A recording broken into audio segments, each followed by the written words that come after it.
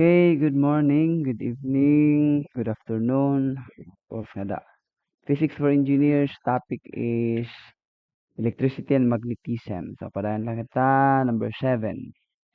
The current in a wire varies with time according to the relationship I, 55 ampere minus 0.65 ampere per second squared, T squared. How many columns of charge pass across dugtong nga din section of the wire in the time interval between T0 and T. So diri constant ani mo current. So I guess pag sawa din this is a mathematical. So we have to use ano to tong gamiton. We have to use I think ini asa.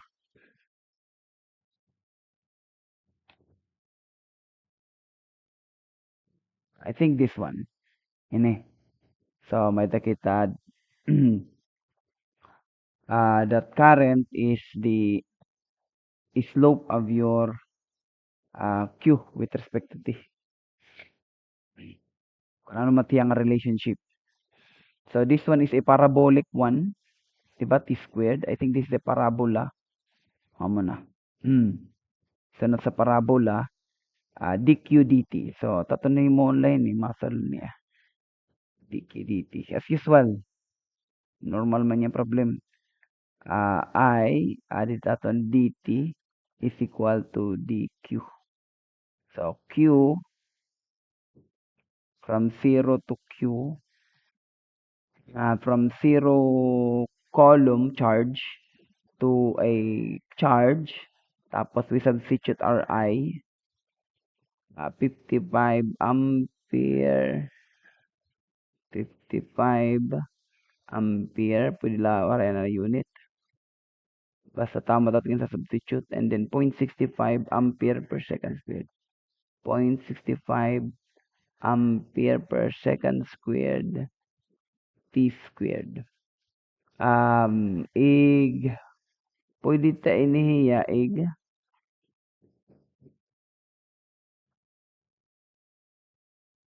IDT. So again, 1 ampere per second, 1 coulomb per second is equal to 1 ampere. Okay? So, ampere second, 1 coulomb is equal to 1 ampere second. So, may times nga na kita dito in time, which is, i-integrate kasi natin from 0 to a particular time. I-kuwantaan natin, solver from 0 to 8. Diretso, we can have Q in amperes. Okay? Then may I get my calculator first.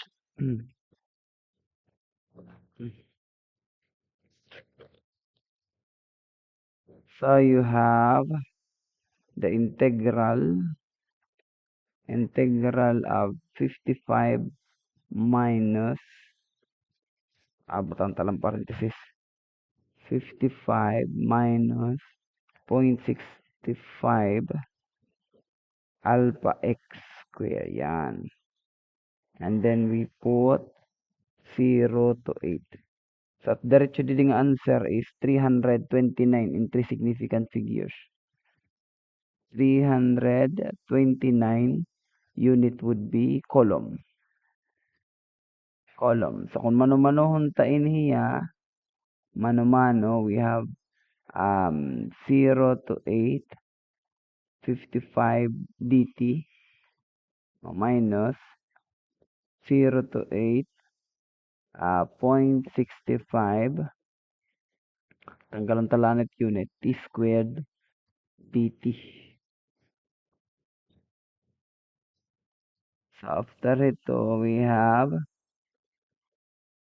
55 t from 0 to 8 minus 0.65. This one is power formula. So you have t cube all over 3 from 0 to 8. So we substitute 55, 8 minus 0 minus 0.65 all over 3. That is 8 cube minus 0. Up. So 55 times 8, that would be 440 minus 0.65 times 3 times 8 cube minus 0. That would give us 110. 110.93. So 440 minus 110.93, and that would give us 329. Column.